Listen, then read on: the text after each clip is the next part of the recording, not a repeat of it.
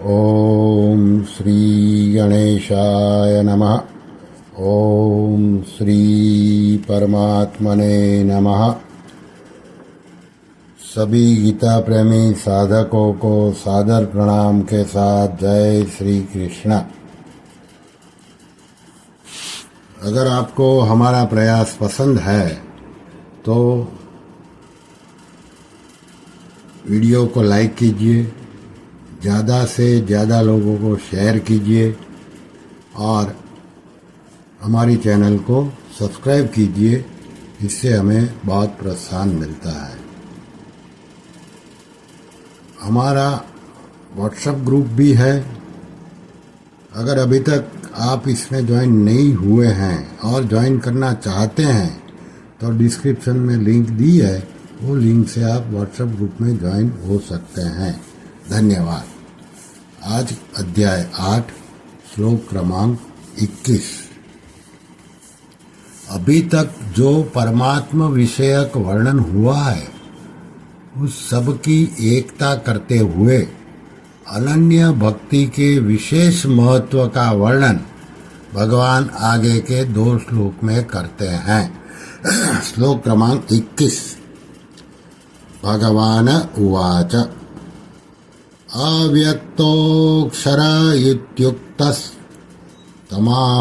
परमां गतिं यं प्राप्य न निवर्तन्ते तद्धाम परमं मम।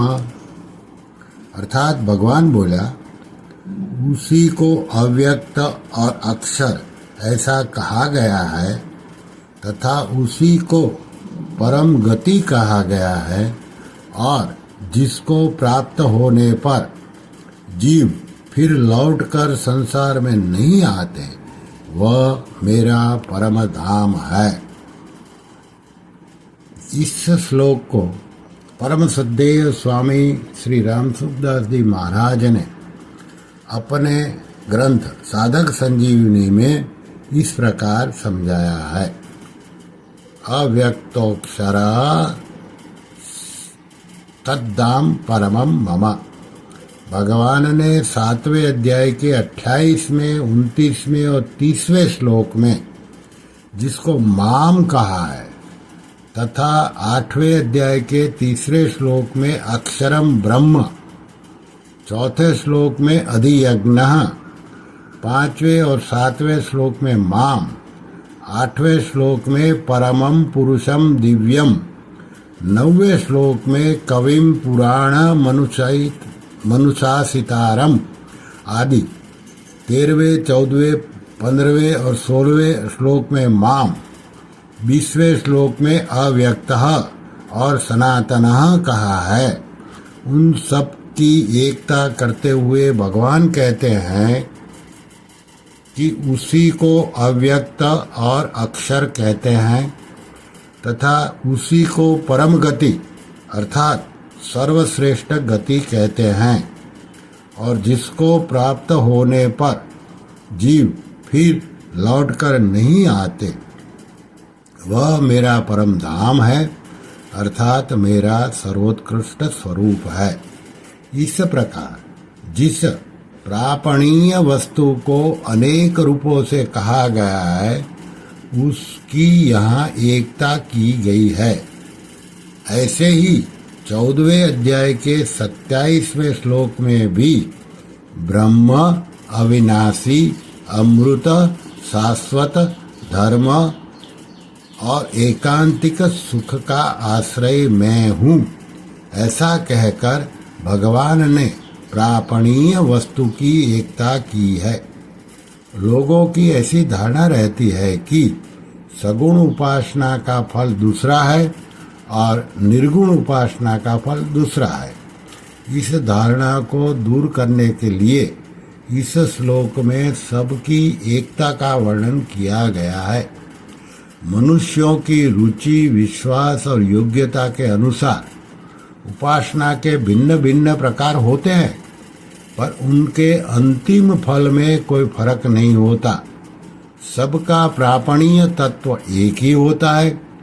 जैसे भोजन के प्राप्त न होने पर अभाव की और प्राप्त होने पर तृप्ति की एकता होने पर भी भोजन के पदार्थों में भिन्नता रहती है, ऐसे ही परमात्मा के प्राप्त होने पर अभाव की और परमात्मा के प्राप्त न होने पर अभाव की और प्राप्त होने पर पूर्णता की एकता होने पर भी उपासनाओं में भिन्नता रहती है।